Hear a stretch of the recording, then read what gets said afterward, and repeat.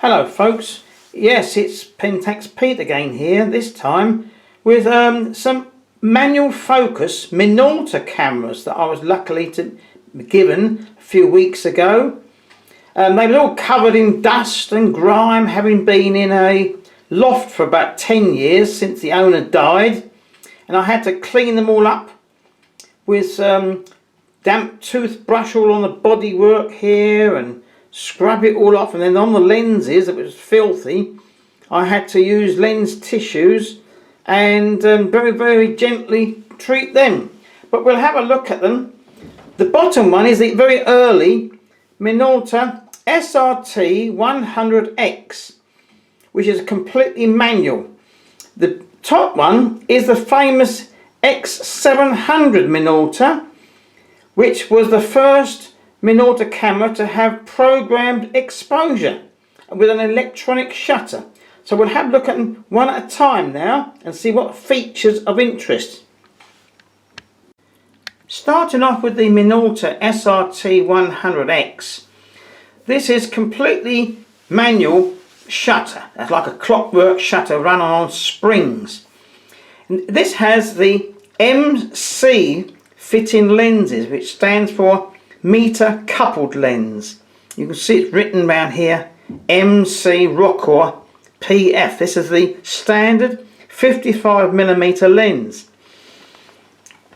It has on the top plate the shutter winding mechanism with a nice sound. It has a counting mechanism here. You change your shutter speeds against the little mark which is down here, little red mark. It has a film plane index if you want to see focus with a tape measure. That is where the film lays. It has a hot shoe fitting for flash, and it has the normal film rewind here. When you open the base back of the camera, I found all the foams had deteriorated, so these have all been renewed. All the foam along there had all gone rotten. The standard film loading is here. There's the shutter going across. Put your film cassette in there, bring it across, poke it into one of those holes, gently press with your thumb on your film to tighten it, and then make certain once the film is tight you can then shut the back of the camera. It takes a now illegal 1.35 volt mercury battery, which goes in that socket here. Now I'm very lucky, I still have one. Which way up? Oh, you are.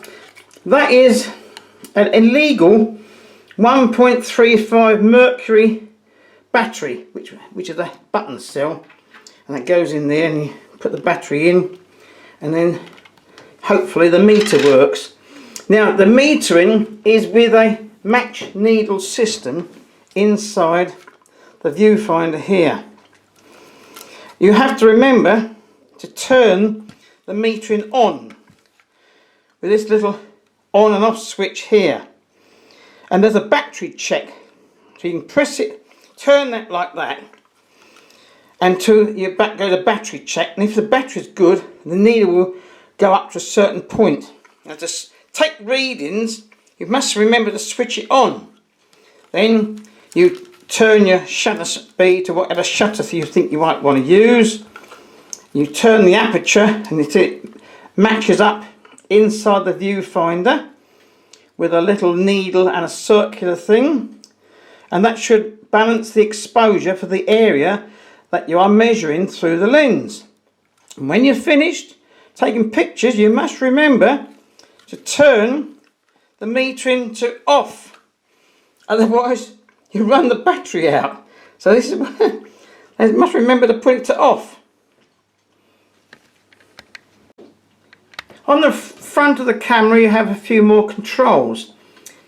Here is a stop down lever for stopping the lens down if you want to see what depth of field you get.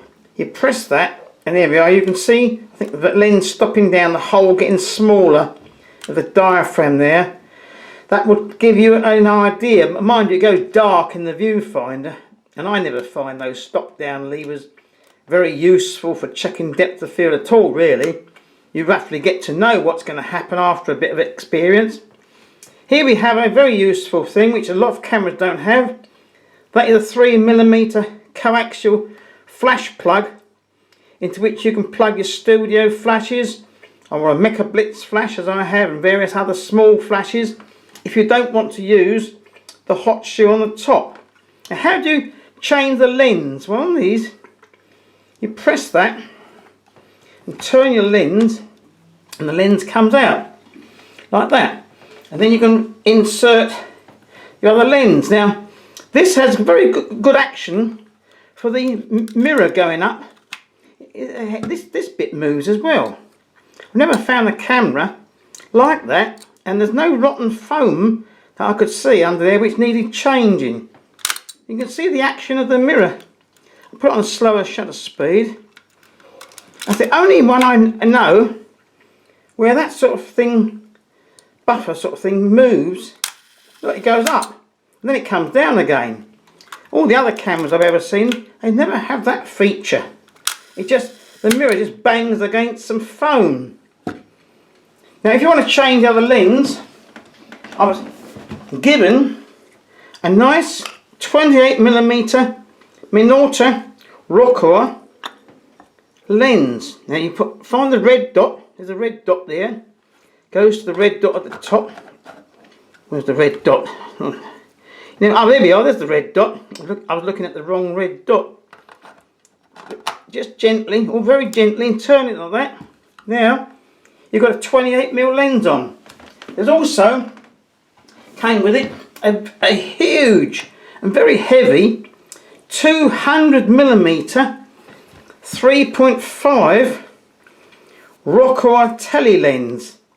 That is not a zoom, that is a fixed focal length lens, but it's amazingly sharp even at full aperture. All these lenses are very useful at full aperture. They're all usable.